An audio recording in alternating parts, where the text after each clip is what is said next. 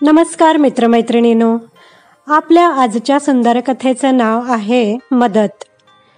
कोणाला मदत करताना आपला हेतू काय असतो? ती मदत आपण करतो का आपल्याद्वारे ती करवून घेतली जाते? ईश्वर देतो. खूप वर्षांपूर्वीची गोष्ट आहे. आंध्र प्रदेशच्या भूमीवर एक उदार राजा राज्य करत होता. 2 भिकारी त्याच्या दरबारात दररोज भिक्षेसाठी येत असत आणि राजा नेहमीच त्यांना भिक्षा म्हणून जेवण आणि धन देत असे. भिक्षा घेतल्यानंतर त्या दोघा भिकाऱ्यांमधील एक वृद्ध भिकारी कायमच ईश्वराला धन्यवाद देत असे आणि म्हणत असे, आज भिक्षेत जे काही मिळते ते ईश्वर देतो. दुसरा भिकारी, जो त्या वृद्धापेक्षा कमी वयाचा होता, भिक्षा मिळाल्यावर कायम राजाला धन्यवाद देत असे आणि म्हणत असे, भिक्षेत जे काही मिळते ते सर्व काही राजा देतो. राजाला त्या वृद्ध भिकाऱ्याचे बोलणे अजिबात आवडत नसे, परंतु तो त्याच्या बोलण्याकडे नेहमीच दुर्लक्ष करत असे. एके दिवशी राजाने त्या भिकाऱ्यांना नेहमीपेक्षा अधिक धन दिले. ते बघून तो वृद्ध भिकारी आनंदाने आणि उत्साहाने ईश्वराला धन्यवाद देऊ लागला आणि म्हणाला, आज आम्हाला जे काही मिळते ते ईश्वरच देतो.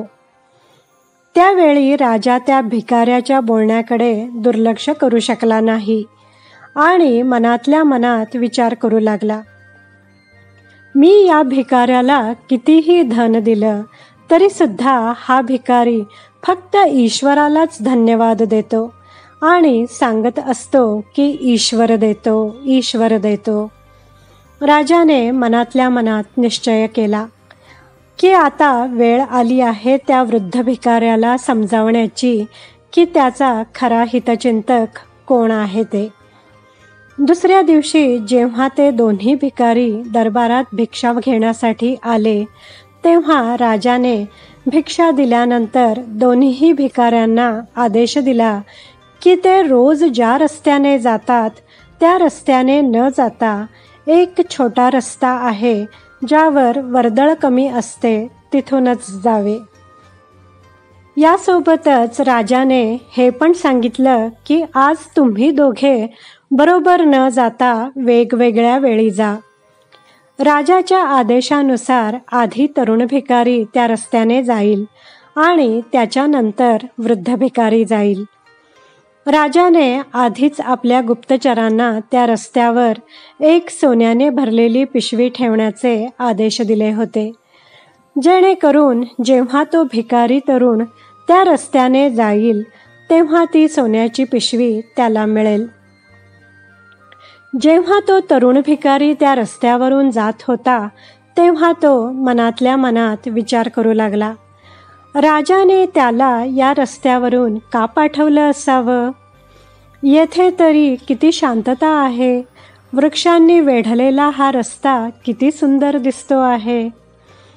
कदाचित राजाला वाटत असेल की मी या सभोवतालच्या दृश्याचा आनंद घ्यावा. मी तर या रस्त्यावरून डोळे बंद करून पण चालू शकतो. असा विचार करत तो तरुण भिकारी आपले डोळे बंद करून चालू लागला. यामुळे तेथे सोन्याने भरलेली पिशवी न पाहताच तो पुढे निघून गेला. जेव्हा तो वृद्ध भिकारी त्या रस्त्याने जाऊ लागला त्याने ती सोन्याने भरलेली पिशवी पाहिली आणि त्याने ती उचलून घेतली. दुसऱ्या दिवशी राजाने त्या दोघांना विचारलं, काल त्या रस्त्यावर काही पडलेलं तुम्हाला सापडलं का? त्या तरुण भिकाऱ्याने काही नाही म्हणून मान हलवली आणि सांगितलं, तो रस्ता तर खूपच स्वच्छ आणि शांत होता. छान थंड हवा वाहत होती. मी डोळे बंद करून त्या हवेचा आनंद घेत त्या रस्त्यावरून चालत होतो. त्यामुळे मी तिथे पडलेलं काहीच पाहिलं नाही. तेव्हा त्या वृद्ध भिकाऱ्याने सांगितले, मला तेथे सोन्याने भरलेली पिशवी सापडली. आयुष्यात जे काही मिळतं ते सर्व ईश्वरच देतो.